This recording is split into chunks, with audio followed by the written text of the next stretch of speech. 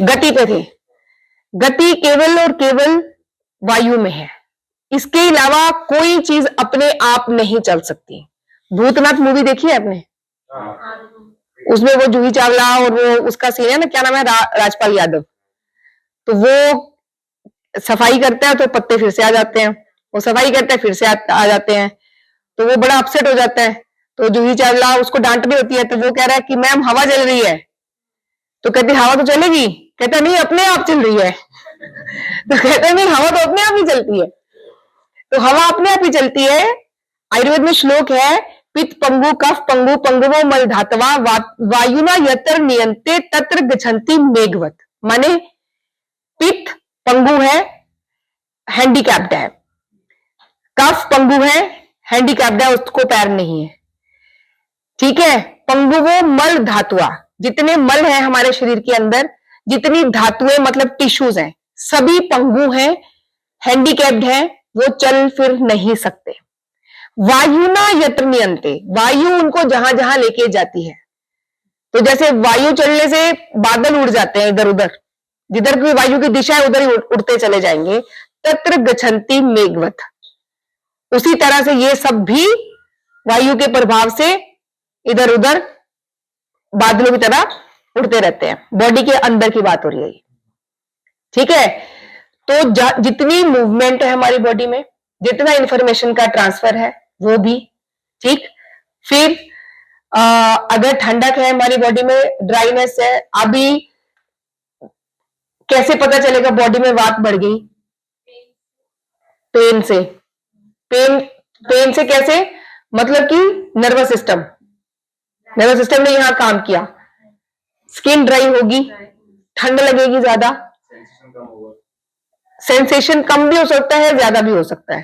Pen है तो sensation ज्यादा है, नंबनेस है तो सेंसेशन कम है। बढ़ गया कि कम हो गया, वायु ज्यादा बढ़ गई कि कम हो गई, है ना, कि उसके रास्ते में कोई ऑब्स्ट्रक्शन आ गई, ठीक है।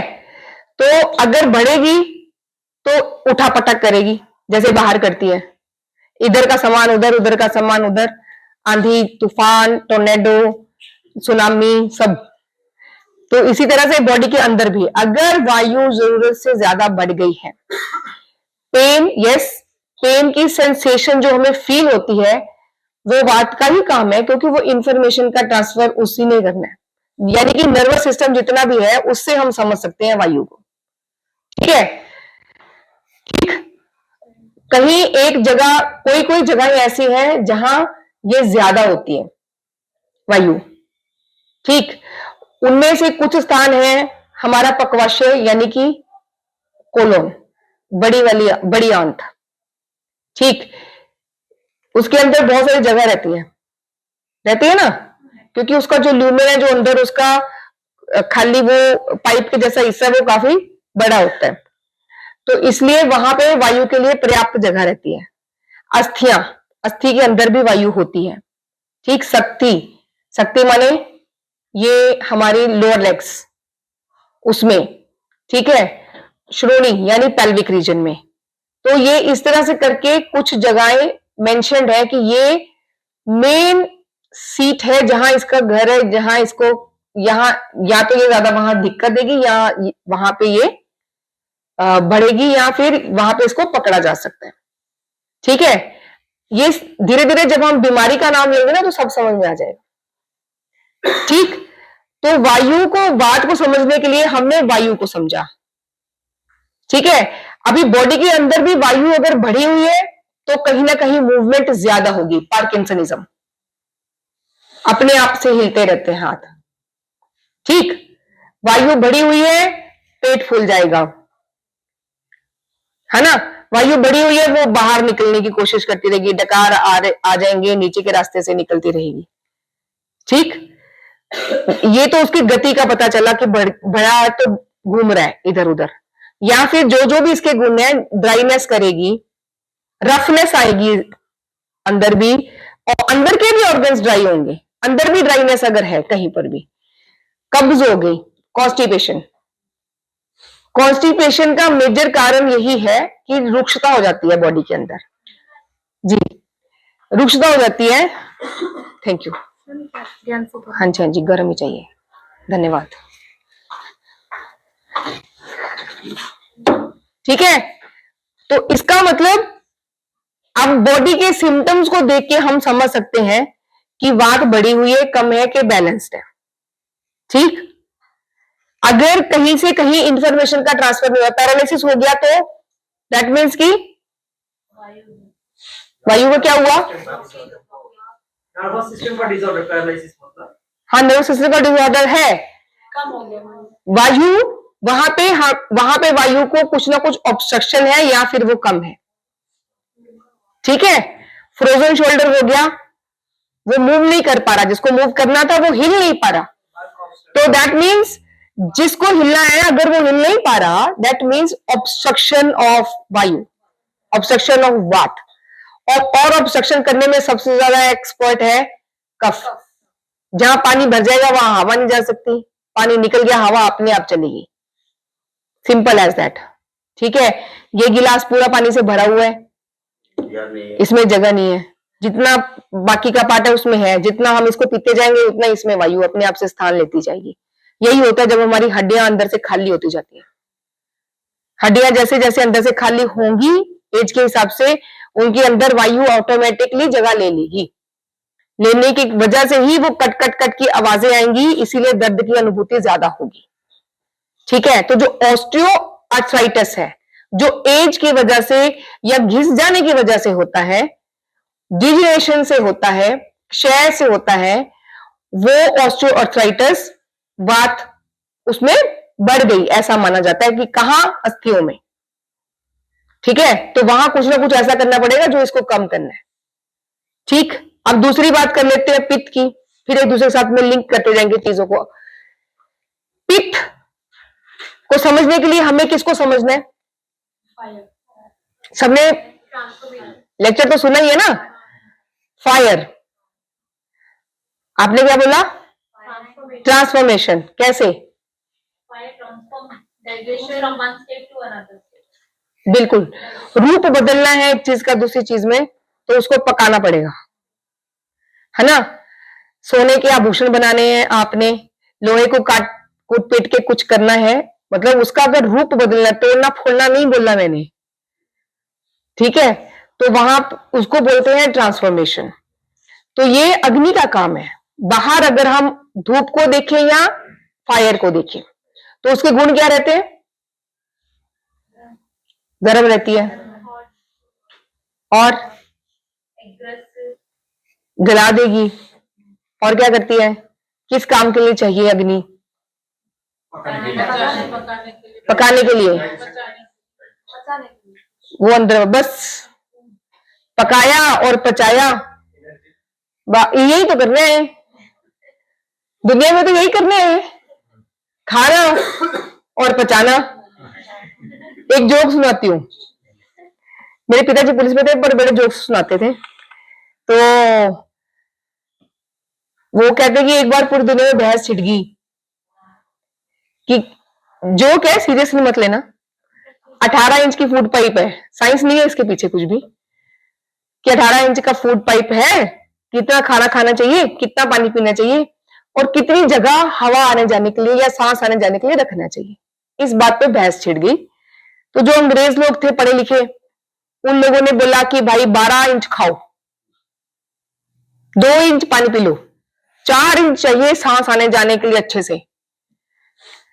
तो फिर हमारे पड़ोसी लोग खड़े हो गए, वो कहते गलत, ये बिल्कुल गलत है, तेरे 14 इंच खाना चाहिए पानी के लिए। आप सही बोल रहे हैं, सहमत है हम आपसे कि 2 इंच चाहिए लगेगा, बाकी कितना बचा? बाकी जो 2 इंच बचा वो हवा के लिए उतना काफी है। फिर हमारा एक पंजाबी भाई खड़ा हुआ, पहले तो उसने बोला, कहता तानू स्वा पता है, मतलब तुम लोग को खाक मालूम है, कह रहा, कहता 18 के 18 इंच खा लो। तो पानी कहता चिट्ठा से चला जाएगा, मतलब कहीं कहीं जगह ढूंढ के अपने आप से पानी चला जाएगा। तो कह रहे सांस आई ना आए हमारी कोई जिम्मेवारी नहीं है। तो वही बात है कि अग्नि किस काम आती है? पकाने के, और किस काम आती है? पचाने के। इससे ज्यादा हमें कुछ मतलब नहीं है उससे, है ना। अग्नि सुखाने के भी काम आती है, अग्नि रोशनी के भी काम आती है, अग्नि हमें गर्मी भी देती है, ठीक है। तो हमारी बॉडी के अंदर जो पित्त है वही अग्नि जला भी सकती है, भस्म भी कर सकती है, और वही अग्नि अगर कम है तो भी उससे हम काम नहीं ले सकते जो उससे लेना चाहिए, ठीक है। बॉडी के अंदर भी ऐसा ही है, अगर कहीं हीट महसूस हो, जलन हो, तो दैट मीन्स कि पित्त बढ़ा हुआ है। पित्त का काम क्या रहेगा? पित्त मतलब पित्त एक रूप है उस अग्नि का। हमारी बॉडी में कितनी अग्नियां हैं? 13। सहमत हैं आप लोग? 13 अग्नियां बोले हैं। यस। धातु कितनी है? 7। तो धातुओं की अग्नियां हो गई, एक जठर अग्नि होगी, 8 हो गए, अभी भी बचे हुए हैं। हाँ, और 13 हो गई। इसका मतलब ये है कि हर टिश्यू की अपनी अपनी अग्नि है। वो अग्नि क्या है? वो मेटाबॉलिज्म है। हर एक सेल के अंदर जो कार्रवाई चलती है पूरा दिन, उसको मेटाबॉलिज्म कहते हैं। एक सेल अपने आप में एक पूरी फैक्ट्री है, एक पूरा जीवन है। वो एक सेल का मिला मिला के उस अंग का पूरा काम बनता है। एक सेल के अंदर सेल मेम्ब्रेन को मिला के 14 चीजें रहती हैं। एक उसमें न्यूक्लियस रहता है जो उसका दिमाग होता है, जिसके पास पूरी इंफॉर्मेशन है, उसी के पास डीएनए है, जीन्स है, क्रोमोसोम है, सब उसके अंदर होता है, ठीक है। एक वहां पे माइटोकॉन्ड्रिया रहता है जो कि पावर हाउस है, जो कि क्या बनाता है? एटीपी। एटीपी होता है एडिनोसिन ट्राइफॉस्फेट, यानी कि एनर्जी। जो भी हम खाते हैं फाइनली वो एनर्जी बनता है वहां। उसी एनर्जी को इस्तेमाल करके बाकी सारे लोग अपना अपना काम करते हैं, ठीक है। तो वो पावर हाउस है हमारी बॉडी का। ऐसे ही राइबोसोम्स हैं जो प्रोटीन सिंथेसिस होता है उसमें, गोल्गी एपरेटस है वो इधर से उधर लेके जाते हैं। तो इस तरह से करके वो जो एक सेल है, एक सबसे छोटी यूनिट हमारी बॉडी की, वो अपने आप में एक यूनिट है, और उसके अंदर की जितनी भी एक्टिविटी है उसको कहते हैं मेटाबॉलिज्म। तो हर सेल की अपनी एक अग्नि होती है। तो 1000 करोड़ करोड़ इतने सेल्स हमारी बॉडी के अंदर है, तो इतनी अग्नियां हमारी बॉडी के अंदर है। एक तरह से ये समझ लीजिए। मोटे तौर पे 13 अग्नियां बताई गई हैं। उनमें से जठरा अग्नि यानी खाना पचाने वाली एक अग्नि है, जिसकी हमें बस उसी की चिंता है, बाकी कुछ हमें मालूम नहीं। चलो उसी को समझ लेते हैं पहले। तो उसको भी समझना सबसे इंपॉर्टेंट काम है, क्योंकि सारा प्रोग्राम तो यहीं से स्टार्ट होता है ना। अभी बाहर गैस है आपके पास, गैस के ऊपर आपने बर्तन रख दिया, खाना डाल दिया, या चूल्हा है, आग तो जलाई नहीं, वो खाना पक सकता है? नहीं पकेगा। अगर खाना तो रखा लेकिन गैस आंच बहुत तेज है, वो जल जाएगा। या फिर खाली बर्तन चढ़ा दिया, खाली बर्तन चढ़ा दिया तो भी वो जल जाएगा। मिट्टी का है तो फट जाएगा, दूसरा है तो जल जाएगा, दोबारा से भोजन पकाने के लायक भी नहीं रहेगा, उसकी वो स्मेल नहीं जाएगी, है ना। फिर एक और कंडीशन है कि ऊपर तक कुकर को भर दिए, दाल से बंद कर दिए और कम आंच पे उसको रख दिया, क्या वो दाल कैसी बनेगी शाम तक? या तो वो पकेगी नहीं, पकेगी भी तो एकदम से गली हुई होगी, मतलब हलवे जैसी लगेगी।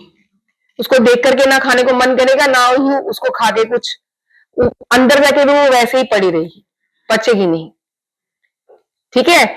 तो खाना अगर हमें पकाना है, जो लोग भोजन पकाते हैं वो लोग ये समझते हैं कि कभी आंच कम कभी ज्यादा करना पड़ता है, और आंच तेज है उस समय क्या पकना है, और कम है तो उस समय क्या पकना है, उसी के हिसाब से ही भोजन पकाया जाता है, जितना ईंधन है उसके हिसाब से।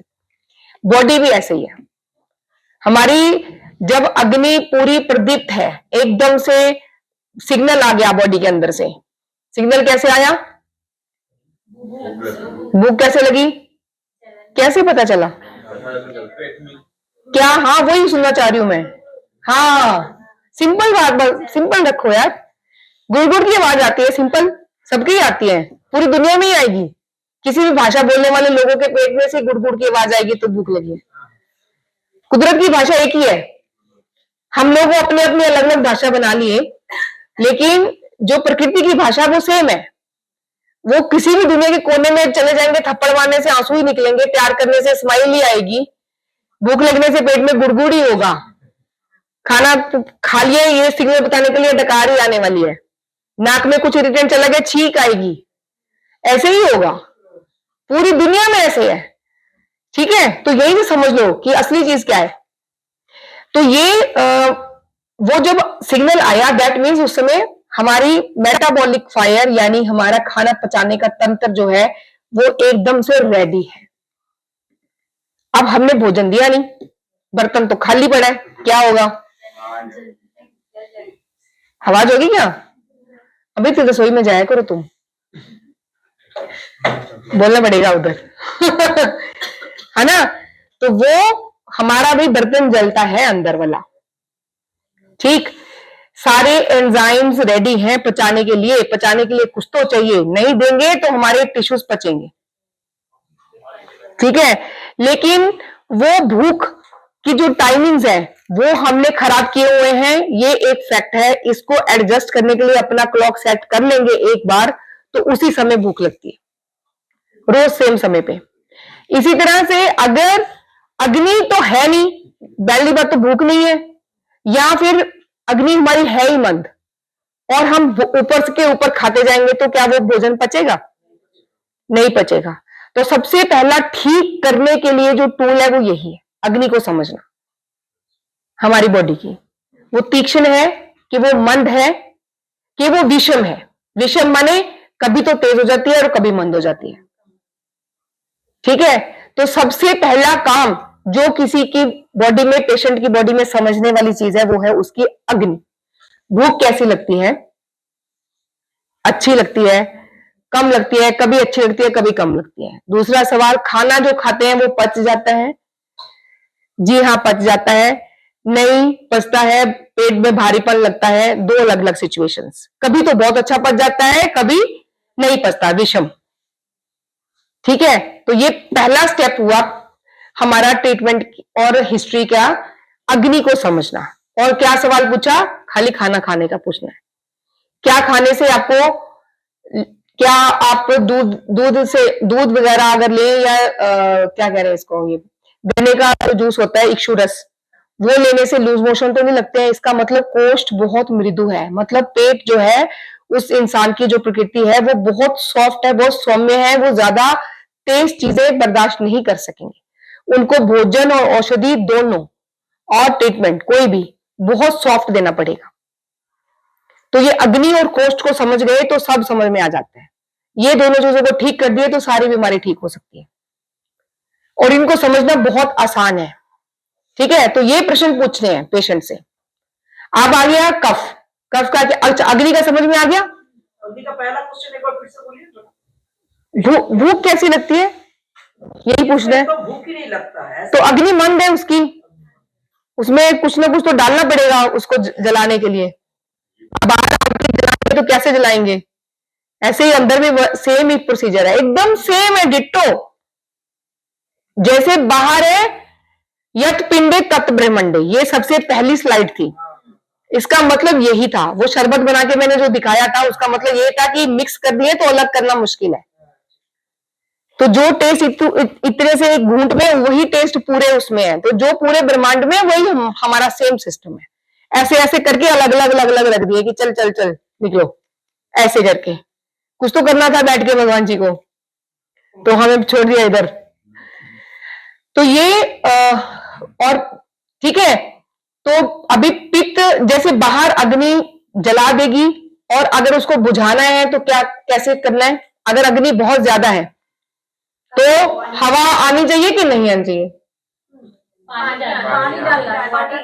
पानी डालेंगे, है ना। इसका मतलब, हाँ, अब ये बात याद रखना, आगे जब हम ट्रीटमेंट पार्ट पे आएंगे ना तब इसी बात को समझ के करना है कि किस गुण को बढ़ाना है, किसको कम करना है। टूल आपके पास है, डाइट। हर फूड की नेचर समझनी पड़ेगी, जो भी हम खाते हैं। उसकी नेचर और हमारी ये बात पे कफ, बस ये दो चीजें अगर समझ गए तो तीसरी किसी चीज की जरूरत नहीं है।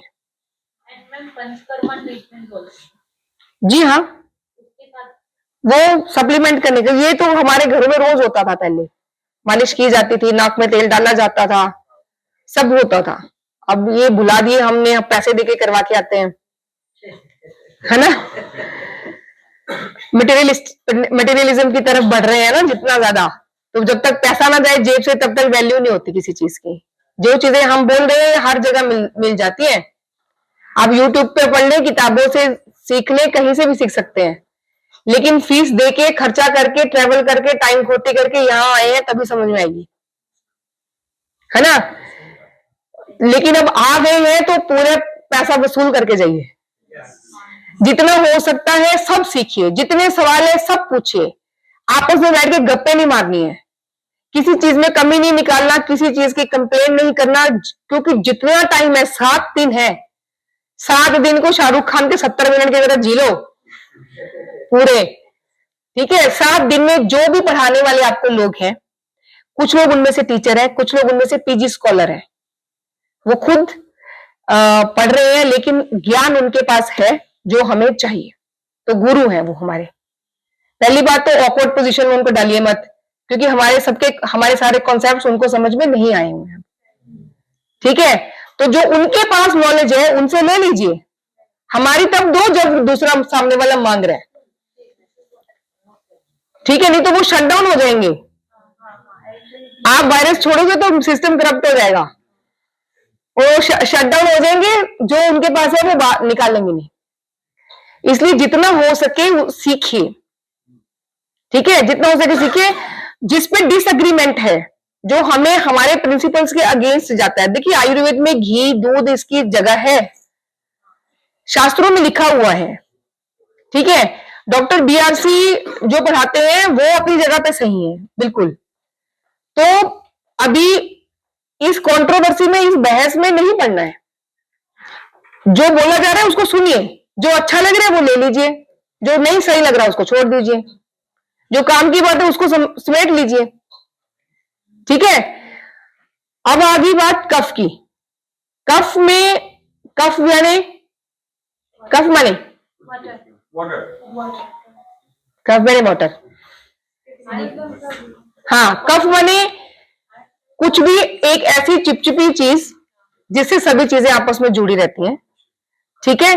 कफ माने बलगम नहीं है, लेकिन बलगम जैसा ही होता है। कफ जब बहुत बढ़ गया तो वो दोषों के साथ मिलकर बलगम बन जाता है, ठीक है।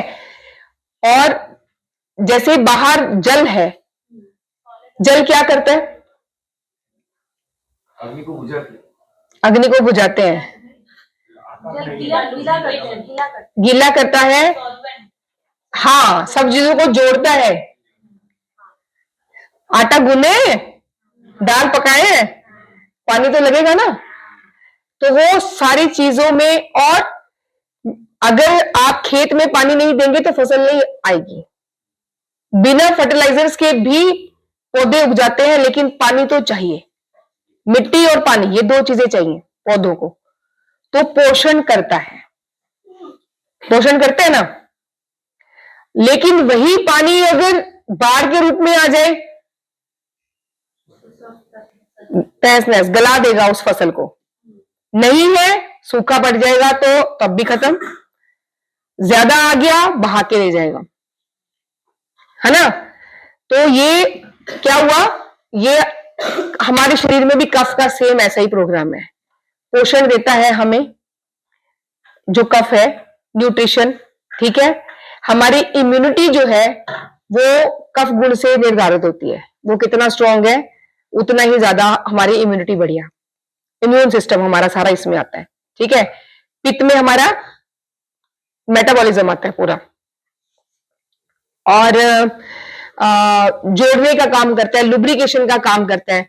जॉइंट्स एक दूसरे के ऊपर चल पा रहे हैं, देखिए ना, ये मूवमेंट है, इसका मतलब अंदर कुछ ना कुछ लुब्रिकेंट है, कुछ तो ग्रीस है। जो बोलते हैं ना ग्रीस खत्म हो गई, वो वाली ग्रीस नहीं है जो मुंह काला कर देती है बाहर, है ना, मतलब कुछ ना कुछ ऐसा चिपचिपा पदार्थ चाहिए, साइनोवियल फ्लूइड, जो जिससे आसानी से वो चीजें दूसरे के ऊपर घिसती रहे।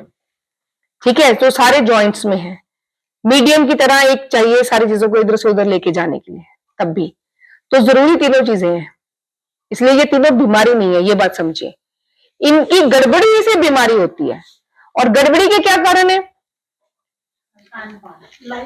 सब कुछ, खान पान, रहन सहन, है ना, हर चीज, बहुत सारी ऐसी चीजें हैं।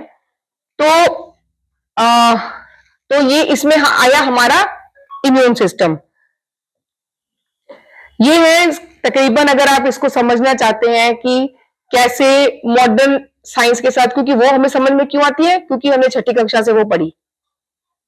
ठीक है, अभी मेरा रिक्वेस्ट सबको यही रहता है कि जितनी हो सके सरकार को चिट्ठियां लिखी जाए, अपने सोशल मीडिया पे डाला जाए कि आयुर्वेद का एक चैप्टर छठी कक्षा से हर बच्चे को पढ़ाना चाहिए। वात पित्त कफ है, ऋतुचर्या है ना, आहार के नियम क्या है आयुर्वेद के हिसाब से, विरुद्ध आहार क्या मतलब है, विरुद्धन उसका क्या मतलब है, अधान्य वेग क्या है, वो वाली अर्जिश जिनको होल्ड नहीं करना चाहिए, करेंगे तो कौन सी बीमारी होगी। बच्चों को एटिकेट से सिखाते रहते हैं, ये मत करो वो मत करो, करना क्या है वो भी तो बताना चाहिए ना, वो बिल्कुल उल्टा है जो एक्चुअली करना चाहिए। तो ये सारी चीजें तभी होगी जब हम में से हर कोई इंसान इन सारी चीजों के बारे में, देखिए प्रोडक्शन उस चीज की होती है जिसकी डिमांड होती है, ये इकोनॉमिक्स वाले समझते हैं, है ना, सप्लाई और डिमांड का जो रूल है, it directly proportional to each other, right. तो अगर डिमांड ही नहीं है तो उसका प्रोडक्शन ही नहीं होगा, उसका प्रोडक्शन ही नहीं होगा, उसको उसके बारे में कोई सोचेगा नहीं, क्योंकि उससे पैसा नहीं आएगा। आयुर्वेद के लिए डिमांड क्रिएट होगा तो उसका सप्लाई भी होगा, वो करना ही पड़ेगा। ठीक है, तो ये रही वात पित्त कफ की बात, ये वो क्या करते हैं, ये सब कुछ आपके पास है। अब ये वात दोष क्या करता है, मूवमेंट्स हमारी बॉडी के अंदर, हमारी रेस्पिरेशन है, नेचुरल एनर्जीज है, यानी कि डकार आ रही है, छींक आ रही है, जमाई आ रही है, सारा कुछ। ठीक है, ये सब चीजें आपके पास हैं। हाँ, पित्त दोष ट्रांसफॉर्मेशन, वही रूप बदलना है अगर एक चीज का दूसरी चीज में, तो पित्त दोष का वहां रोल रहता है। अभी इसके बारे में किसी के कोई सवाल है तो वो पूछ लीजिए, फिर हम इस पे आते हैं जो अभी हम तक हमने डिस्कस किया। यस, हाँ जी। पेशेंट देख करके कैसे पता चलेगा कि कौन सा प्रकृति का है? जी, आपका सवाल। मैम जैसे वात आपने बताया, मेरा क्वेश्चन ये है मैम, जैसे योग में प्राण की बात होती है, पंच प्राण का हम बात करते हैं जी, और आयुर्वेद में वात का बात करते हैं। तो क्वेश्चन ये है मैम कि जो वात है और प्राण है, जैसे योग में जो प्राण बताए हैं तो बताया गया है, तो उसका भी अलग अलग स्थान बताया जाता है, अलग अलग रोल बताया जाता है, वैसे आयुर्वेद में बताया जाता है। ये दोनों क्या सेम चीजें, दोनों की बात को बोलते हैं या दोनों अलग अलग चीजें? जी, और जैसे योग में है तो उसमें कभी प्राण का मतलब इफेक्ट बताया गया, उसका साइड इफेक्ट का तो कभी मैंने वैसा पढ़ा नहीं, उनका एक अपना रोल बताया गया। लेकिन आयुर्वेद में फिर उसके आगे हम इसका विकृत होने का बात करते हैं और उसके विकार से फिर डिजीज आने का बात करते हैं। बट जितना अभी तक मैंने समझा है, वात एक अहम रोल प्ले करता है हमारे जीवन में, बट जब वो विकार का रूप ले लेता है तो फिर डिजीज भी पैदा करता है। तो मेरे मन में बहुत समय से ये क्वेश्चन एक रहा है जिसका सॉल्यूशन मुझे नहीं मिला कि दोनों सेम चीज है या जी जी, इसमें ऐसा है कि जो बैठ जाए, जो वात है उसके आगे 5 टाइप्स हैं, आगे 5 टाइप्स हैं, जिसमें प्राण वायु एक वायु है, प्राण समान व्यान और उदान, है ना। तो जो प्राण वायु है वो एक तरह की वायु है जो कि धारण करती है, जो लाइफ गिविंग है, रेस्पिरेशन, ये सब चीजें। इसका जो सीट है वो कहाँ पे है, जो आप समझे होंगे अभी। लेकिन समान वायु है, व्यान वायु है, उदान वायु है, अपान वायु है, उनका अपना अपना रोल है। तो ये 5 प्रकार है, उनमें से प्राण वायु एक है जिसको हम स्ट्रॉन्ग करने के लिए या रिस्टोर करने के लिए योग करते हैं, इसीलिए वहां पे विकृति की बात नहीं की गई। देखिए, मैं उस पे बाद में जाना चाह रही थी, जो वो श्लोक था, समदोषा समग्नि से समवायु, चलो उसकी भी बात करते हैं। अभी स्वस्थ की अगर परिभाषा आप देखें आयुर्वेद में, तो वो ये है। लेकिन अगर आयुर्वेद की ऑब्जेक्टिव की बात करें, आयुर्वेद के प्रयोजन की बात करें, आप यहां आए हैं, आपका कोई गोल है, आप लोग यहां आए तो आपका एक गोल है ना, कुछ करना चाहते हैं या कुछ सीखना चाहते हैं या कुछ भी, कुछ तो सोचा ही हुआ है ना, तभी आप नहीं करना। तो आयुर्वेद लिखने से पहले भी ये बोला गया कि क्यों करना, तो उसमें स्वस्थस्य स्वास्थ्य रक्षणम आतुरस्य विकार प्रशमन च विधीयते, ऐसे करके लिखा हुआ है। स्वस्थस्य स्वास्थ्य रक्षणम माने स्वस्थ व्यक्ति के स्वास्थ्य की रक्षा करना, जो स्वस्थ है, जो हेल्दी है, वो सही रहे, वो बीमार ही ना पड़े, जिसमें ये आहार के नियम आते हैं, जिसमें योग आता है, जिसमें ऋतुचर्या आती है, जिसमें दिनचर्या आती है, ये सारी चीजें इसमें आती हैं, जितने भी योग के 8 अंग है वो सभी, कि स्वस्थ व्यक्ति बीमार ही ना पड़े, ये करता रहे, इसीलिए वहां पे स्वास्थ्य की बात ज्यादा है, विकृति की बात कम है। लेकिन दूसरी लाइन भी है, आतुरस्य विकार प्रशमनम, सारा हेल्थ इंडस्ट्री, पूरी दुनिया की हेल्थ इंडस्ट्री इसी काम में लगी हुई है, ठीक करने में बीमारियों को, जो किसी से नहीं हो रही, लगे पड़े हैं लेकिन हो नहीं रही है ना। पूरी मेडिकल मतलब हॉस्पिटल क्यों चाहिए बीमारी को ठीक करने के लिए, डॉक्टर के पास क्यों जाना, बीमार हो गए तो ठीक होने के लिए जाना, बीमार हो ही ना, इसके बारे में कोई बात नहीं करता। अगर आप चरक संहिता उठाकर देखें या कोई भी शास्त्र उठा लीजिए, सुश्रुत उठा लीजिए, अष्टांग हृदय उठा लीजिए, वाग्भट जी का अष्टांग संग्रह उठा लीजिए, कोई भी शास्त्र आप उठा लें, आधा शास्त्र स्वास्थ्य के बारे में है, आधा शास्त्र ट्रीटमेंट के बारे में। जो ठीक रहने के लिए, स्वस्थ रहने के लिए है, उसमें भी हर एक चीज के गुण, रस गुण वीर्य विपाक बता रखे हैं, ताकि हम समझ सके कि हमें कब क्या करना है, क्या नहीं करना। ठीक है, चलो इस आयुर्वेद पढ़ने के लिए एक जीवन कम है, एक जीवन कम है। 25 साल में हमें ही नहीं समझ में आ रहा अभी तक पूरा, 5 साल पढ़ा के डंडा दे दे के पूरा। पहले तो दिन क्लास में आते हैं ना बच्चे, अभी मेरा पिछले हफ्ते फर्स्ट ईयर के बच्चों के साथ में इंडक्शन लेक्चर था, वो सबके सब डिप्रेशन में थे, सबको ऐसा लग रहा कि पता नहीं हमारे साथ क्या ही जुल्म हो गया, ये जो बीएमएस में एडमिशन हो गया हमारा। 2 बच्चियां ऐसी थी जिन्होंने बाय चॉइस ये लिया, क्योंकि उन्होंने अपने घर पे एग्जाम्पल्स देखे थे, इसलिए वो करना ही पढ़ना ही यही चाहती थी। बाकी सबके सब या तो पेरेंट्स की उसके वजह से या मजबूरी से ही यहां पे थे। ठीक है, रीजन क्या है, बचपन से वो बैकग्राउंड नहीं मिला। यस, कंडीशनिंग, जो प्रेपरेशन 6ठी कक्षा से लेकर जब साइंस पढ़ाना शुरू किया, तो उसमें तो carbohydrates, proteins, fibre, fats, minerals, vitamins, है ना, रेस्पिरेटरी सिस्टम को ऐसे है, सर्कुलेटरी सिस्टम को ऐसे है, रिप्रोडक्टिव सिस्टम को ये है, ब्ला ब्ला ब्ला, ऐसे ही पढ़ा हमने, तो वो समझ में भी आ जाता है फटाफट से। फिर दूसरा बात ये कि जो लैंग्वेज सिखा दिया, उस लैंग्वेज में ये साइंस, ये ज्ञान है, कहां पढ़े जाके। जो आयुर्वेद है वो भाषा अलग है, तो वो भाषा नहीं आती इसलिए वो ज्ञान नहीं मिल पा रहा। लेकिन अभी क्या है, thanks to technology and thanks to the people जो इसमें इंटरेस्ट लेके जिन्होंने ये किया, ट्रांसलेशंस हैं। आपको कहीं पर भी कोई टेक्स्ट मिलता है, आप अपने गूगल लेंस से उसको स्कैन कीजिए, टेक्स्ट को कॉपी कीजिए, उसको ट्रांसलेट कर लीजिए। आपके फोन में जो गूगल लेंस है उससे आप टेक्स्ट कॉपी कर लीजिए, उसको ट्रांसलेट कर लीजिए, अपनी भाषा में उसको पढ़िए, समझ में आएगा क्या लिखा। तो खाली समझने की बात है। ठीक है, अभी ये पकड़ने से पहले मैं आपको थोड़ा सा इसके बारे में बता देती हूँ कि वो उसको कैसे समझना है। अभी वात-पित्त कफ को हमने समझ लिया, अब इसका लाभ क्या करें, क्या करना है हमें फायदा क्या हुआ। पैसा तो पूरा नहीं हुआ है ना, पैसा वसूल परफॉर्मेंस तो भी आई नहीं, कैसे आएगी।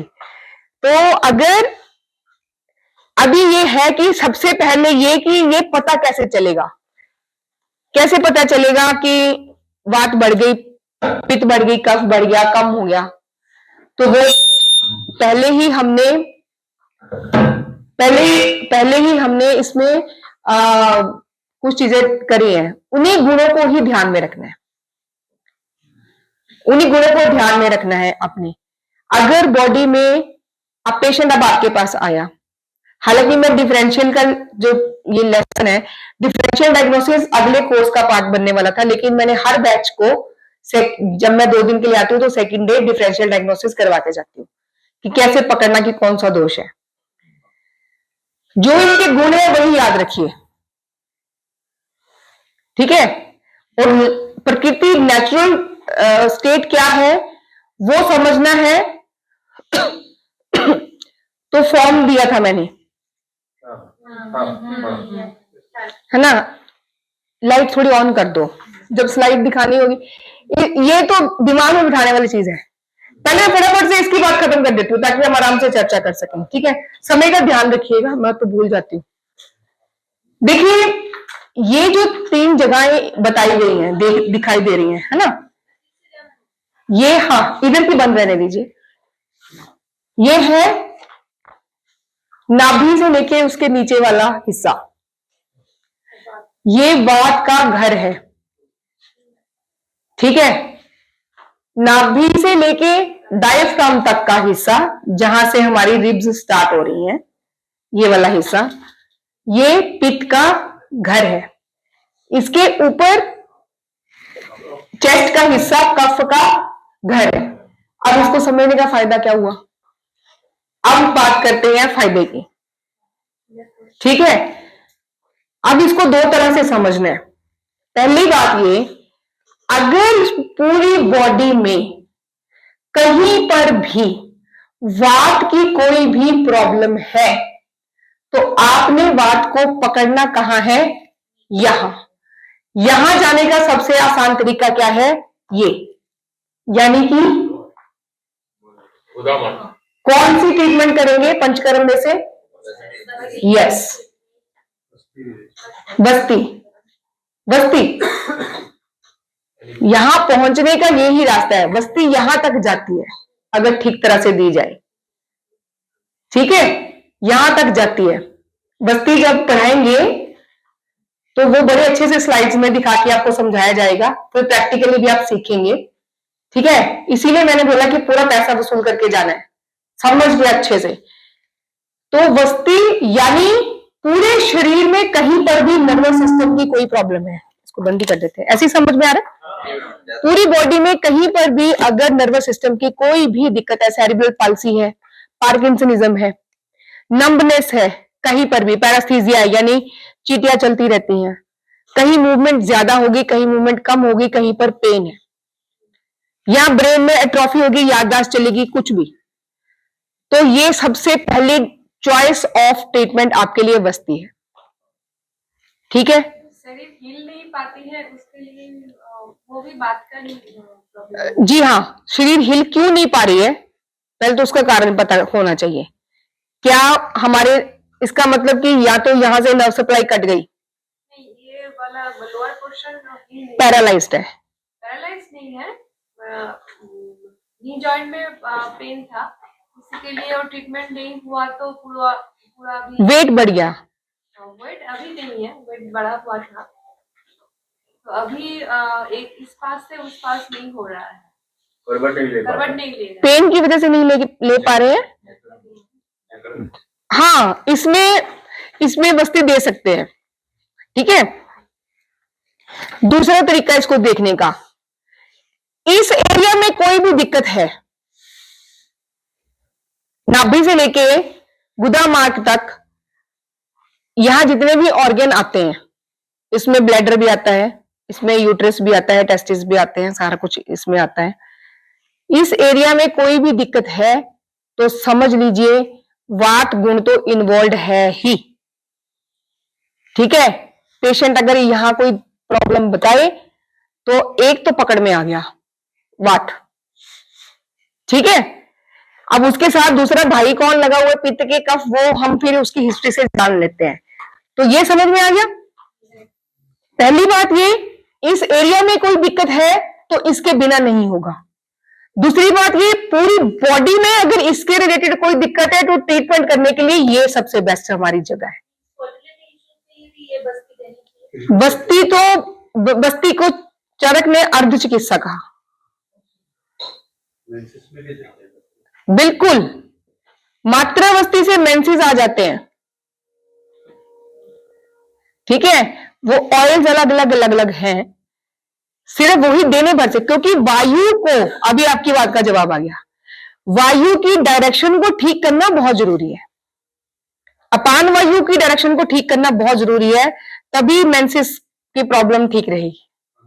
जो हाँ, उसका अनुलोमन, ठीक है, यहां तक कि अगर हमारे लंग्स में भी सांस की समस्या है तो भी अपान वायु का अनुलोमन करना ही पड़ता है। हम हरितकी देते हैं, हरितकी पित्त का रेचन भी करती है, वायु का अनुलोमन भी करती है, माने वो लीवर को भी डिटॉक्सिफाई करेगी, पित्त को भी बाहर निकाल लेगी और अपान वायु की डायरेक्शन को भी ठीक करेगी।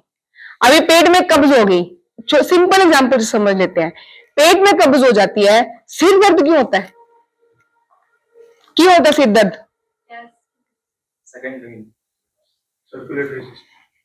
Second brain, gut brain relation, gas सिर को चढ़ गई, तो वो अपान वायु उल्टी दिशा में चली गई, जाना नीचे था चल गई ऊपर, तो उसको बोलना भैया सॉरी रेड लाइट है दूसरी तरफ जाओ, उसको वापस लाने के लिए बस्ती देना चाहिए।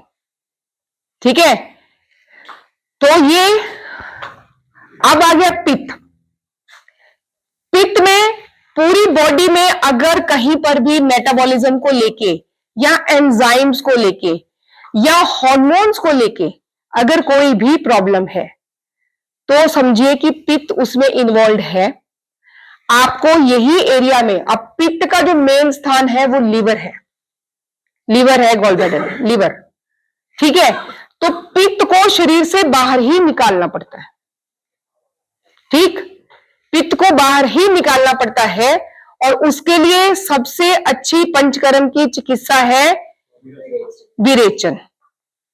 ठीक है, पित्त को बाहर निकालने के लिए आप इसको मॉडर्न भाषा में डिटॉक्सिफिकेशन ऑफ लीवर कह सकते हैं, बायो प्यूरिफिकेशन कह सकते हैं, कुछ भी की मेटाबॉलिज्म। ठीक है, तो आप अगर देखें कहीं ना कहीं इनके साथ फायर जुड़ा हुआ है, ठीक, तो कुछ भी शरीर में गर्मी ज्यादा बढ़ गई, सिंपल, कहीं पर भी शरीर में गर्मी ज्यादा बढ़ गई, हीट है, रेडनेस है, तो समझिए पित्त इन्वॉल्व है। इन्फ्लेमेशन के 5 साइन होते हैं, redness, heat, swelling, pain and tenderness. बता रही हूं, रेडनेस मतलब लाल हो जाता है वहां से, दूसरा मैंने बताया था हीट, हीट निकलेगा, जलन होगा, तीसरा है वहां पे स्वेलिंग होगा, चौथा है पेन होगा, अपने आप से पेन महसूस होती है, टेंडरनेस माने छूने से दर्द होगा, ठीक है, छूने से दर्द होगा, उसको टेंडर बोलते हैं। कहीं से भी अगर छूने से दर्द हो रहा तो उसको कहते हैं कि टेंडर है। कहीं स्वेलिंग होगी उसको छू के देखते हैं डॉक्टर्स, है ना, तो इसका मतलब वहां पे वो है, पित्त है ही है। अगर पेन बहुत तीखी है, एकदम से हवा के निकलने जैसी तीखी दर्द, तो वायु के वजह से होती है। जलन के साथ हो रही है तो पित्त की वजह से हो रही है। मंद मंद स्लो स्लो है तो कफ की वजह से होती है, और वहां पे इचिंग भी हो सकती है, स्वेलिंग भी हो सकती है। ठीक है, तो अगर पित्त की कोई प्रॉब्लम है तो हमें यहां उसको पकड़ने के लिए उसको क्या करना है, विरेचन। विरेचन आगे 3 तरह का रहता है, उसके बारे में हम बात करेंगे। दूसरा ये समझना है कि इस एरिया में कोई भी दिक्कत आ गई, स्टोमक है, डिडनम है, लीवर है, गॉल ब्लैडर है, स्प्लीन है, पैंक्रियास है, ठीक है, कुछ भी दिक्कत आ गई तो समझिए कि पित्त इन्वॉल्व है। ठीक, आंख बंद करके उसको सबसे पहला काम जो करना है उसका शोधन करना है, उसका विरेचन करना है। सद्य विरेचन भी हो सकता है, मतलब इंस्टेंट, अभी के अभी चाहिए। बहुत ज्यादा इचिंग हो रही है शरीर में, बहुत ज्यादा जलन हो रही है ना, तुरंत से उसको विरेचन दे दो। फ्लेयर हो गया, मतलब सोरियासिस वालों को भी एकदम से बहुत रेडनेस बढ़ गई, पूरी बॉडी पे ऐसे ऐसे निकल आए, विरेचन दे दो, तुरंत से उसको कुछ ना कुछ ऐसा खिलाना जिससे कि उसका विरेचन हो जाए। फॉर एग्जाम्पल हरितकी, for example castor oil, for example अभिपत्ति का चूर्ण, हरड़ अकेला खिला दीजिए। हरड़ सबसे सेफ है, हरड़ एक सेफ विरेचन के लिए द्रव्य है। ऐसे और बहुत सारी औषधि है, मैं दवाइयों के नाम नहीं लूंगी, ठीक है। सिंगल हर्ब्स की अगर हम बात करें तो हरड़ सबसे बेस्ट है, हर्ड की। नहीं तो कैस्टर ऑयल, अगर वायु इन्वॉल्व है तो कैस्टर ऑयल दीजिए, ठीक है। कैस्टर ऑयल पिला के आप कषाय बना के हरितकी का और उसमें कैस्टर ऑयल डाल के भी दे सकते हैं जी। बाढ़ हरड़ बोलते हैं। हाँ हाँ, छोटी हरड़ है, छोटी वाली हरड़ को घी में भून के, ठीक है जी। योग में कुंजल है तो क्या वो भी सेम रिजल्ट देता है? कुंजल इज लाइक लोकल क्लीनिंग, विरेचन इज लाइक सेलुलर लेवल की क्लीनिंग। उसमें क्या है, औषधि पूरी बॉडी के सेल्स में से पित्त को निकालती है, ठीक है। एक्चुअली जो अभी तो मैंने खाली सद्यो विरेचन की बात की, इसके बाद आता है नित्य विरेचन। नित्य माने रोज रोज रोज रोज करना, ठीक है, उसको नित्य विरेचन बोलते हैं। एक होता है पूरा फुल विरेचन, जो कि उसका एक प्रोटोकॉल रहता है, 14-15 दिन लगते हैं, अच्छे से करें तो 21 दिन लगेंगे। पहले कोई औषधि खिला के उसको उसका अग्नि को प्रदीप्त करेंगे, दीपन और पाचन उसका अच्छा करेंगे। दीपन और पाचन अच्छा होगा तभी जो खिलाया जाएगा फिर उसको पचा सकते हैं हम। फिर उसके बाद में एक मीडियम, कोई भी फैट मीडियम यूज करके औषधियां दी जाती हैं, जो कि हर सेल में, हर माइक्रो चैनल में अगर कहीं पित्त दूषित है या अगर वमन करवा रहे हैं तो कफ, तो उसको उखाड़ उखाड़ के, यानी कहीं टॉक्सिन्स जमे हैं, कहीं फ्री रेडिकल्स हैं, उसको पकड़ पकड़ के वो क्या करेंगे, सर्कुलेशन में ले आएंगे। बैठो नहीं, तुमको बाहर निकालना है, चलो निकलो इधर से, चलो निकलो। कोई कोई छुपके बैठा रहेगा ना, तो उसको निकालने के लिए जो काम किया जाता है वो काम करते हैं, ठीक है। उसके बाद वो 5 से 7 दिन लगता है उसमें। फिर उसके बाद अगर वमन करवाना है तो 1 दिन, अगर विरेचन करवाना है तो 3 दिन अभ्यंग और स्वेदन किया जाता है, ताकि वो जो सर्कुलेशन में से उसको पोस्ट में लेके आया जा सके, ताकि हम उसको बाहर निकाल सके। अभी पित्त है तो पास का रास्ता ये है तो विरेचन करवा दीजिए, कफ है तो पास का रास्ता ऊपर का है तो उसको वमन करवा दीजिए। कुंजल हर 15 दिन में एक बार कर सकते हैं, विरेचन 3 महीने में एक बार कर सकते हैं। नहीं तो शरद ऋतु में तो हर किसी को करना चाहिए, क्योंकि शरद ऋतु है जो पीछे गया, जो भी खत्म हुआ, उसमें पित्त का प्रकोप नेचुरल तरीके से होता है। हर व्यक्ति को अगर स्वस्थ रहना है तो शरद ऋतु में उसको विरेचन करना ही चाहिए, मुलट्ठी का सेवन करना चाहिए हर किसी को, ठीक है। बसंत ऋतु में वमन करना चाहिए सभी स्वस्थ व्यक्तियों को। जिसका कफ बढ़ा है उसको तब, जो स्वस्थ है उसको बसंत ऋतु में, क्योंकि तब कफ, हमारे शरीर में कफ का उत्क्लेश होता है। क्यों? उसके पहले तो हम बैठे रहे, रजाई ओढ़ ली, कंबल ओढ़ लिया, ऊपर से देव पूरियां, पिन्नियां और क्या पंजीरी और जो सब चल रहा होता है, घी डाल डाल के क्या करें वो खाते हैं, साग, हाँ, हलवा। पंजाब में तो भैया खाने के अलावा और कुछ चिंता ही नहीं है, हमें तो 2 ही चिंता है, क्या खाएं क्या पहने, क्या खाएं क्या पहने, बस। पंजाब के लोगों को यही, आज इस बार कोई पंजाबी नहीं है तो हर बार होते वो है क्या, तो यही है ना कि खाइए की खाइए, कितने जाइए, है ना, क्या खाएं क्या पहने, और फिर वो पहन के जाए कहां दिखाने के लिए, ये भी एक टेंशन है। तो वो बैठे रहते हैं, एक्टिविटी भी नहीं करते, सारे काम ऐसे होते हैं जो कफ को बढ़ाने वाले होते हैं, वो जमता जाता है जमता जाता है जमता जाता है। जैसे ही बसंत ऋतु आती है तो हमारे पंजाब में कहावत है, आई बसंत पाला उड़ंत, मतलब ठंड उड़ जाती है। जैसे जैसे सूर्य की किरणें तेज होंगी वो कफ पिघलेगा, पिघल के चलेगा, इधर ब्लॉक उधर ब्लॉक, सब जगह रास्ता जाम, तो उसको बाहर निकालना जरूरी है। नहीं निकालेंगे वो भाई साहब कहीं ना कहीं जगह ढूंढ के बैठ जाएंगे, अंदर ही आ जाएंगे, फिर वहां कोई ना कोई बीमारी तो करेंगे ही करेंगे। इसलिए बसंत ऋतु में वमन करना है, शरद ऋतु में विरेचन करना है, वर्षा ऋतु में वस्ती करना है। किसको? Yes, if you want to stay healthy. LSP जो है, लघु संप्रचलन, वो जैसे बोलते हैं कि सभी दोषों को एक साथ नलिफाई कर सकता है, और वो देखिए वही कुंजल और शंख प्रक्षालन, ये 2 चीजें हैं, ये क्लींजिंग के लिए ही है ना, बेसिकली क्लींजिंग के लिए ही है। जो भी यहाँ चिपक गया वो जरूरी है ना। अब विरेचन तो आप शरद ऋतु में करने बोल रहे हैं, वमन तो बसंत ऋतु में करने बोल रहे हैं, आगे पीछे क्या करेंगे, तो योग ही तो है जो बचा के रखेगा। कुछ भी करते रहेंगे तो भी जो ऋतुओं के हिसाब से वो है वो होगा ही होगा। अभी एक चीज और हमने की थी जब हमने वात पित्त कफ डिस्कस किया था, मैंने बताया था कि अभी छोटे बच्चे हैं, उनको सबसे ज्यादा किस चीज की जरूरत है? ग्रोथ होना है, नरिशमेंट चाहिए, पोषण चाहिए, तो कफ प्रधान रहता है उसमें, उनमें, इसलिए इधर उधर से निकलता भी रहता है। ठीक है, तो उसको रोकना नहीं है, आने देना है, बहने दो। सर्दी हो जाएगा। अरे भैया सर्दी नहीं बोलते हैं उसको, वो सही है, उसको चलने देना चाहिए। उसको हम रोकते हैं तो गड़बड़ है। खांसी देखिए बीमारी में एक तो पता ही है कि बच्चे हैं, नंगे पैर भागेंगे, नाक बहेगी, तो नाक बहने लगी है तो पूरा खानदान उसको लेके डॉक्टर के पास भाग गया, वो गलत है।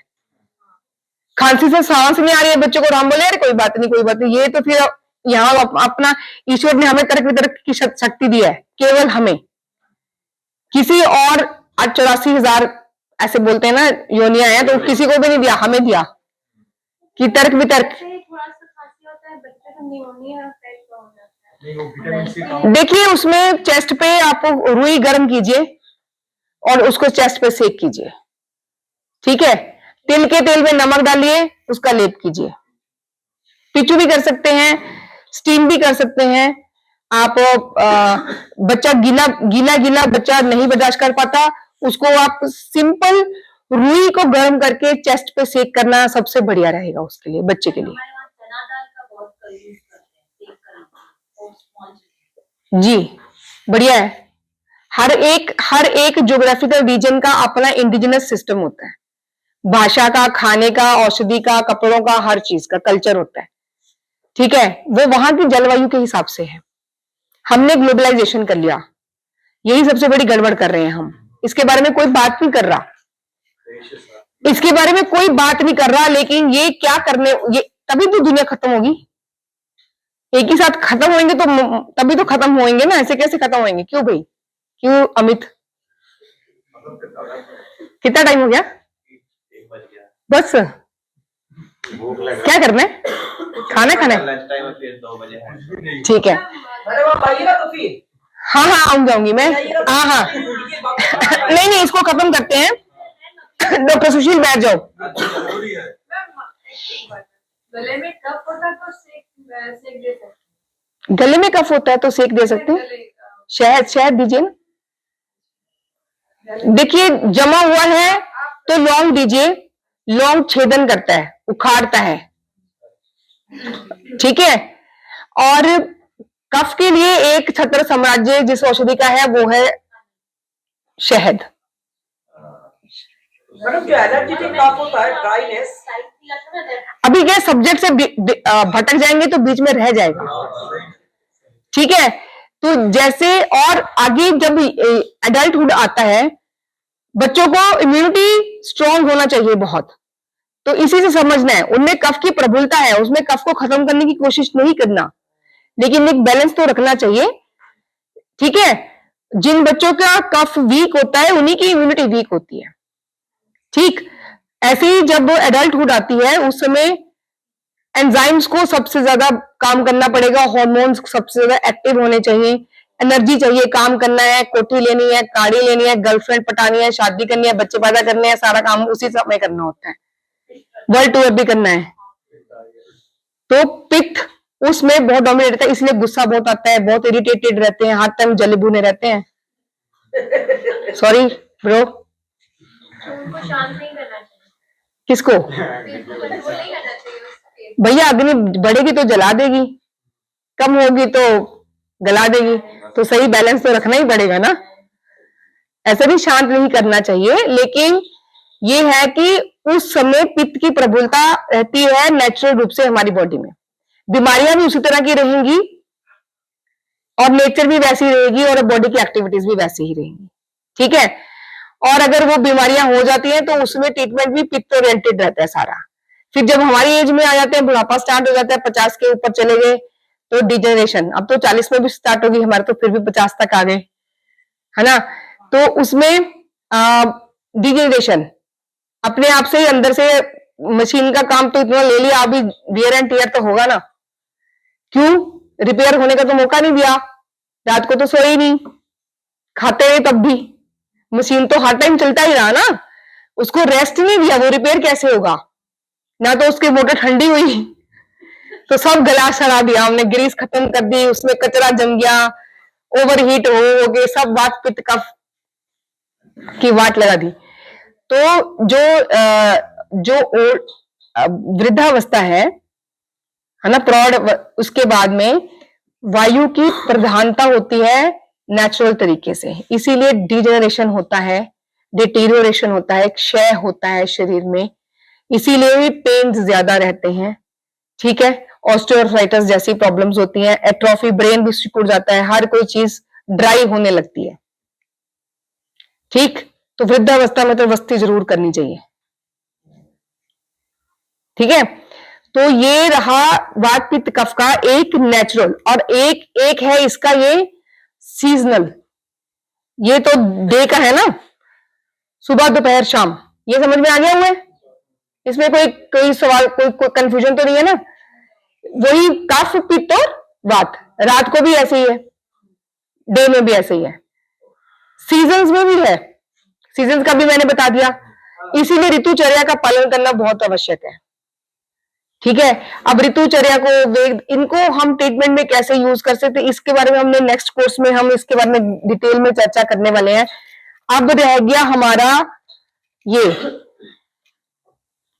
तो मैम जो अब हम खा रहे हैं उसमें ये चीज का ध्यान दिया जा रहा है क्या?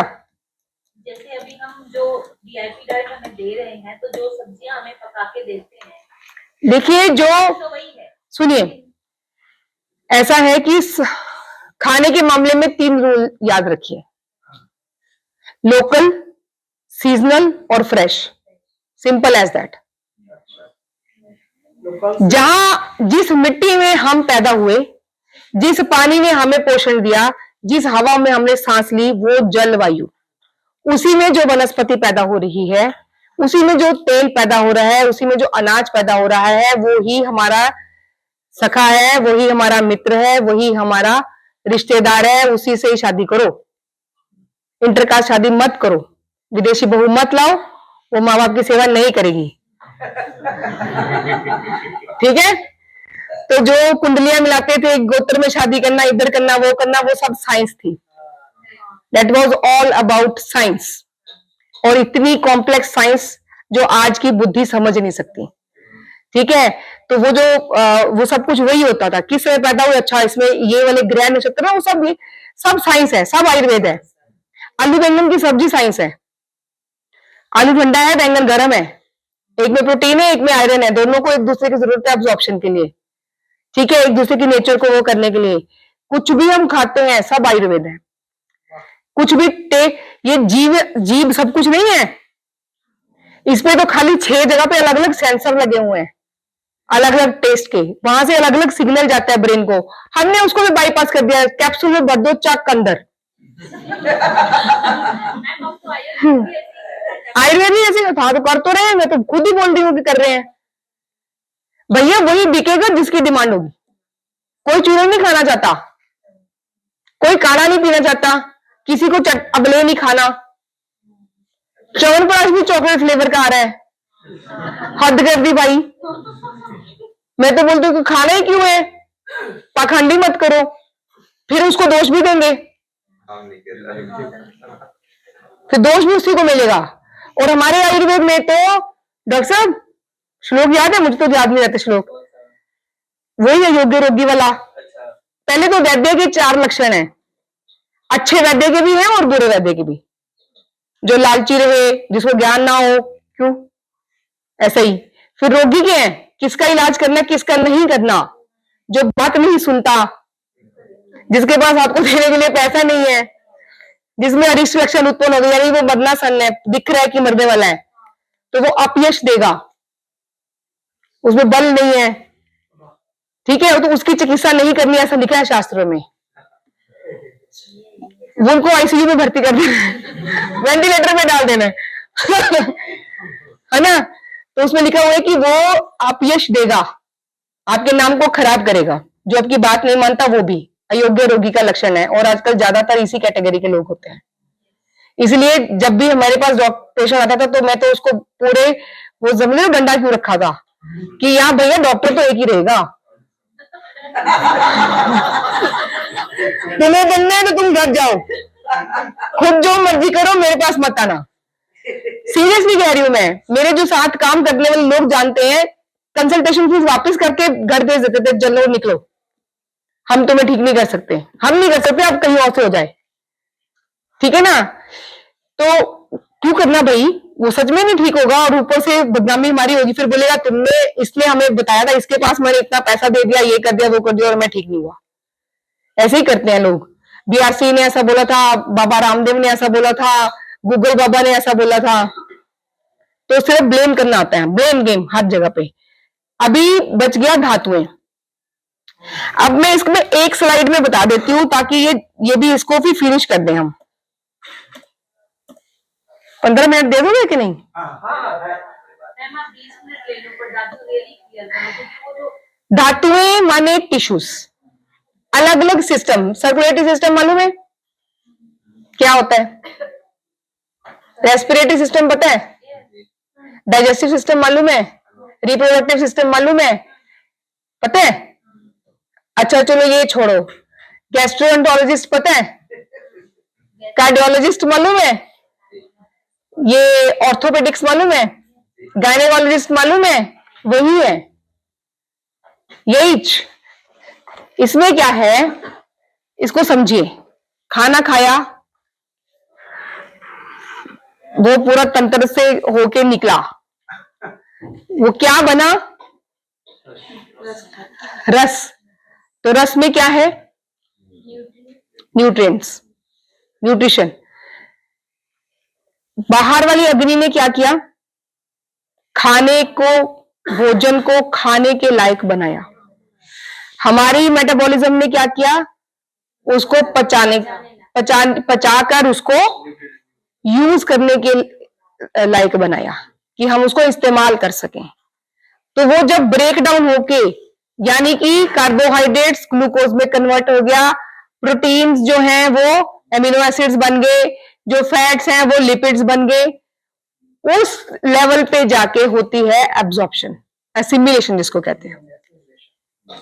ठीक है, ठीक है डॉक्टर साहब। जो हमारी छोटी आंत, स्मॉल इंटेस्टाइन है, उल्टा वो लंबी है लेकिन पतली है, इसलिए उसको छोटी आंत बोलते हैं। बड़ी आंत जो है, साइज तो छोटा ही है उसका लेकिन वो मोटी है, इसलिए उसको बड़ी आंत कहते हैं। तो वहां वाटर का रीअब्जॉर्प्शन ज्यादा वही होता है। ठीक है, जो बाकी सारा भोजन है वो सब स्मॉल इंटेस्टाइन में एब्जॉर्ब हो जाता है, ले लेती है हमारी बॉडी वहां से। और वहां से वो कहां गया? वहां से कहां गया? ब्लड में गया। ब्लड में जाके क्या करता है? कैसे जाता है? सर्कुलेशन से। ब्लड के साथ, ब्लड में से किसने ले लिया? जो ब्लड के सेल्स हैं, ठीक है, उसने ले लिया। वही ब्लड जब घूमा, उसने क्या किया? लंग्स में गया, ऑक्सीजन उठा ली, छोटी आंत में गया, न्यूट्रिएंट्स उठा लिए, फिर उसने सप्लाई करनी है। क्योंकि हमारे जो ब्लड के सेल्स हैं लॉरीज हैं, ट्रक्स, सिर्फ ट्रांसपोर्ट सिस्टम है ये और कुछ नहीं है। किचुना, एकदम किचुना। ठीक है, उसको काम खाली इतना ही है, इधर से उठाओ, उधर छोड़ो, उधर जो वेस्ट मटेरियल बच गया उसको उठाओ, उसको इधर छोड़ो। ये कार्बन डाइऑक्साइड को लंग्स में छोड़ दो, ये इसको किडनीज में छोड़ दो, क्रिएटिनिन यूरिया, ठीक है, इसको स्किन में छोड़ दो, इसको कहीं कहीं जहां जहां से जो बाहर निकल सकता है वहां से चक बाहर। छोटे आंत नहीं, छोटा हाथी, ब्लड, छोटा हाथी पिकअप, उसको यही काम है। आप समझ लीजिए कि ये लॉरीज कम हो गई, हीमोग्लोबिन कम हो गया, नंबर 1।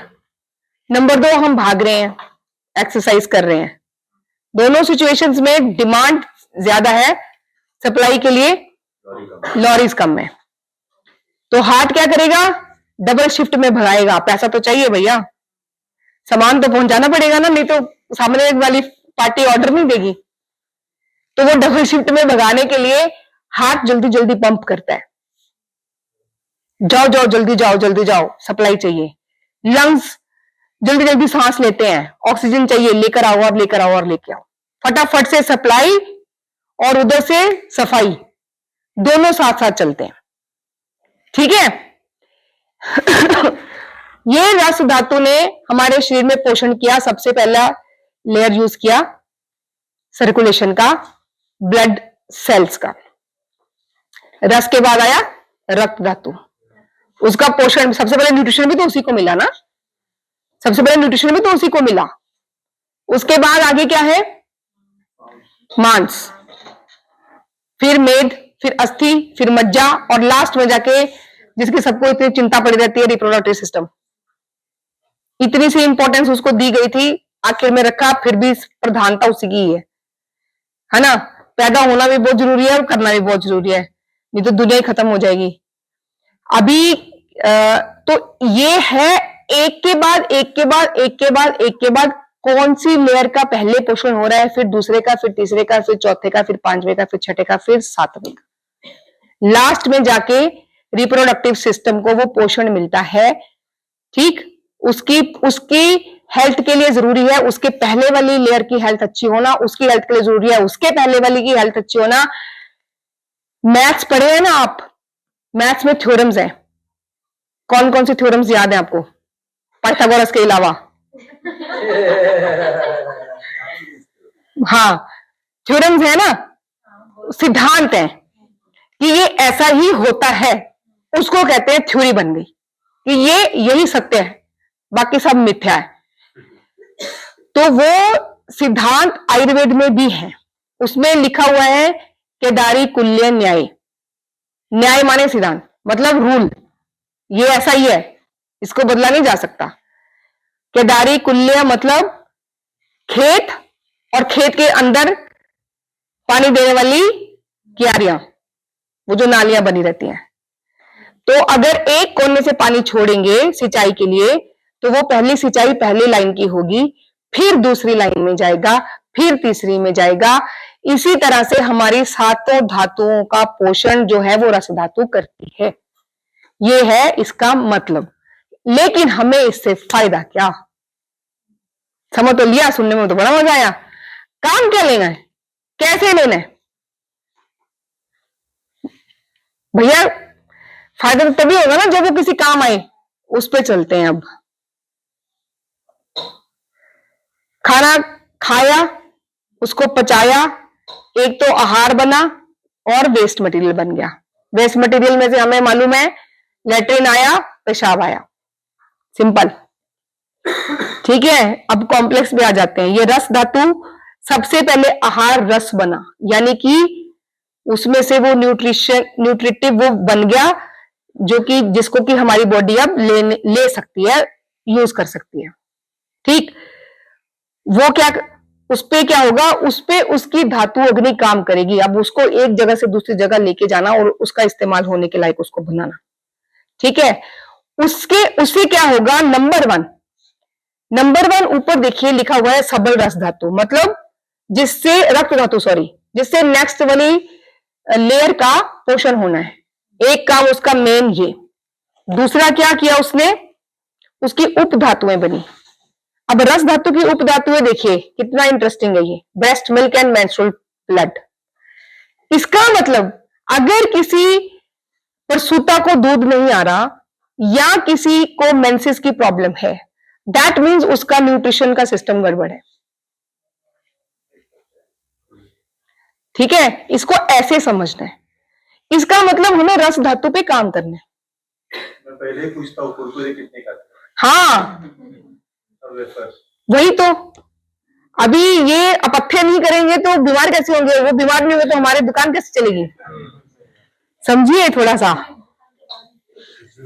हाँ, दुकान के बाहर ही ठेला लगा हुआ है। ऐसा ही है। आप बहुत सारे इधर हमारी क्लास में डॉक्टर तरुण पढ़ते होते थे, आप उसको शायद आप जाके देख के, कैंट ज्वाली के पकौड़े है ना, उनके बिल्कुल सामने उनका क्लिनिक है। इधर पकौड़े की दुकान है, पूरा शहर उनके पकौड़े खाने जाता है, और बनते ही मतलब बाहर ऐसी भीड़ रहती है कि मालूम नहीं क्या बटने वाला है। वो चटनी बनती है, पकौड़े बनते हैं वो दाल के कुछ, और वो खा के लोग उसके बाद में तरुण के क्लिनिक में घुसे होते हैं। तो मैं उसको पूछती थी, उसके पिताजी का था, वो तरुण मेरा क्लास फेलो है, तो मैं उनको हमेशा बोलती कि तुम्हारा पापा का कॉन्ट्रैक्ट है क्या इसके साथ? उधर भी भरा रहता है, इधर भी भरा रहता है पूरा टाइम। तो ये सही है, ऐसे बिजनेस तो ऐसे ही चलता है, ये स्ट्रेटजी है। तीसरा क्या बना? वेस्ट। वेस्ट में बना कफ। कफ बनना जरूरी है, लेकिन वो कफ बाहर भी निकल जाता है, ठीक है? जितना एक्स्ट्रा बनता है वो बाहर भी निकल जाता है।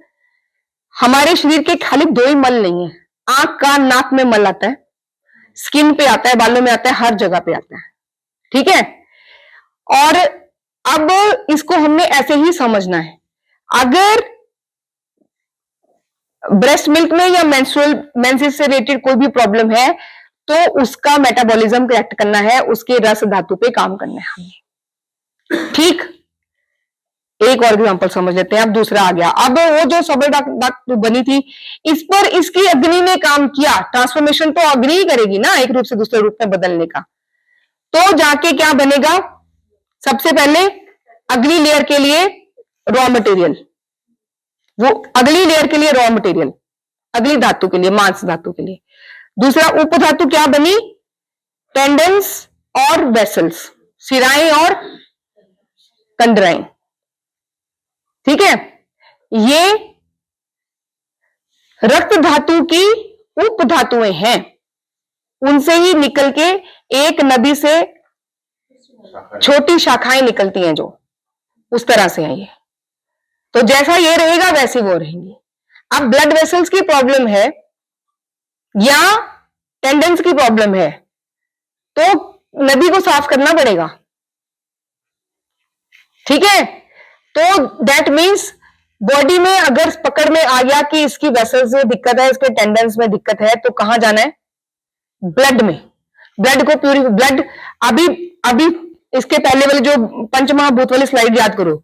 रक्त धातु किस किस से मिलकर बन गई है? रक्त, अग्नि एंड, है ना? तो अग्नि, पित्त, विरेचन, लिंक कर लो सारी चीजों को। तो सबसे पहले लगेगा विरेचन, अगर रक्त की कोई भी दिक्कत है तो, ठीक है? और पित्त होगा, राइट? चलो आगे। अच्छा, रस धातु की मेटाबॉलिज्म की कोई भी दिक्कत होती है ना, तो वमन सबसे बेस्ट काम करता है। ये कफ से याद रखो, जो इसका वेस्ट मटेरियल है, ठीक है? नेक्स्ट वाली में तो मैंने अभी बता ही दिया ना, देखिए रक्त, पित्त, विरेचन, ऐसे ही याद रखना है, ठीक है? फिर आ गया मांस धातु। इसके बाद में मांस धातु बना, मांसु मेद बना। मेद की उपधातुएं कौन कौन सी है? Muscle fat. ये समझ में आ गया ना हम इसको कैसे पकड़ना है? उल्टा पकड़ो, उल्टा पकड़ना है, हर चीज को उल्टा पकड़िए। मैं तो किताब भी पीछे से, रिवीजन भी लास्ट चैप्टर से स्टार्ट करती थी हमेशा। तो उल्टा पकड़िए उसको, समझ, दोनों तरह, दोनों एंगल से देखेंगे तो समझ में आएगा। सिक्के के दोनों पहलू देखने, इधर से भी देखिए, इधर से भी देखिए, तब सही पिक्चर पकड़ में आती है। अब मैं आपको जहां लेके जाना चाहती हूँ ना, ये जो वेस्ट जी जी जी, इसका था, आपने लिखा था, वही मेन एक्चुअली भाषा ही नहीं समझ में। कहामल क्या था? खामल, खामल मीन्स क्या? खामल क्या होता है डॉक्टर साहब? ये मैं अपने बाल, रोम, छिद्र, ये हाँ, इनमें से जो मल निकलता है उसको कहते हैं खामल। नहीं तो जैसे अभी आप बोल रहे हैं, जैसे फर्स्ट में आपने बताया कफ की वजह से आप वमन करवाइए, दूसरे में पित्त की वजह से विरेचन, अब इसके रिलेटेड क्या? अभ्यंग करवाइए, उद्वर्तन करवाइए, जहां पे रोम छिद्र है वहां पे क्या पॉसिबल है? स्टीम करवाइए। मांस धातु है, वैसे भी उप धातु है, देखिए इसमें क्या है? फैट है, और क्या है? हाँ, तो वहां पे कैसे पहुंच सकते हैं? ऐसे तो पहुंच सकते हैं ना। स्किन में अगर पित्त है तो विरेचन करना है, लेकिन साथ साथ में ये भी करना है, ठीक है?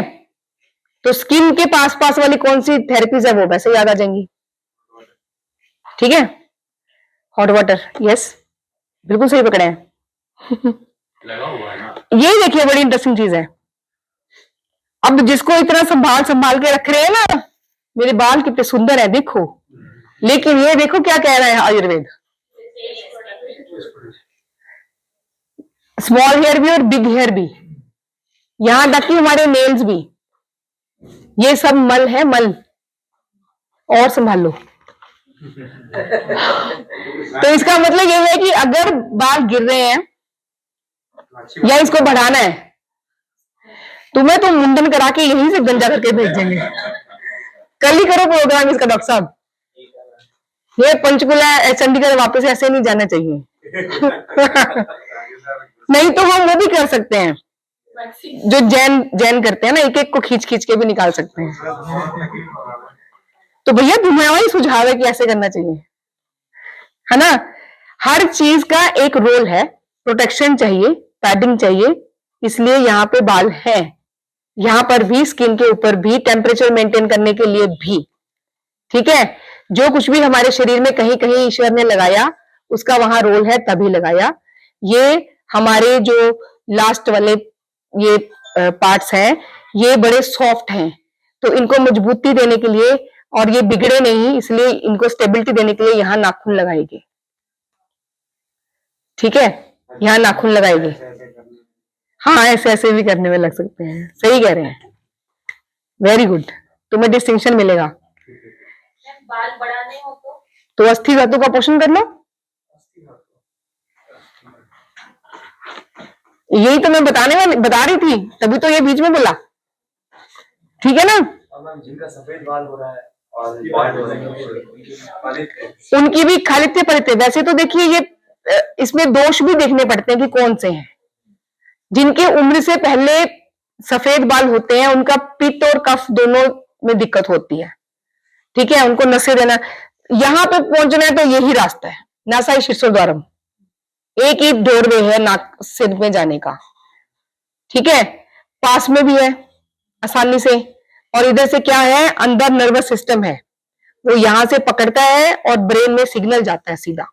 ब्रेन में कुछ भी, ब्रेन में इतनी टाइट सिक्योरिटी है ना कि मतलब नहीं है कि कोई इधर से उधर कोई परिंदा पर भी मार जाए। वहां पे, वहां जाने के लिए बहुत स्ट्रिक्ट वीजा रूल्स हैं। अगर आप फैट सोल्यूबल हो तभी आपको वहां एंट्री मिलेगी, नहीं तो वहां डबल सिक्योरिटी है।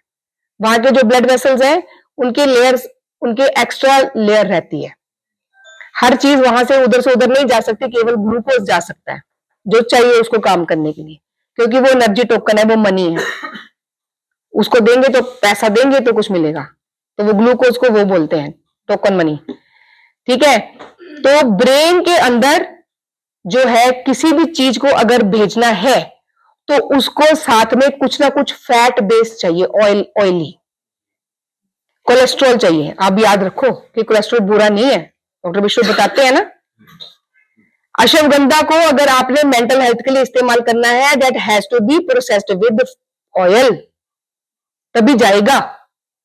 पाउडर खाते रहिए, शरीर के लिए सही है, दिमाग को कुछ नहीं करेगा। तो जो बलिस्ट होते हैं ना, जो बहुत बॉडी बिल्डिंग करते हैं, वो सब कुछ वही खाते हैं जो बॉडी का फैट बनाए। इससे बोलते हैं पहलवानों का दिमाग मोटा होता है। घुटने में तो भाई चलो, पहलवान सुनने के तो मारेंगे वो, तुम्हें भी और मुझे भी।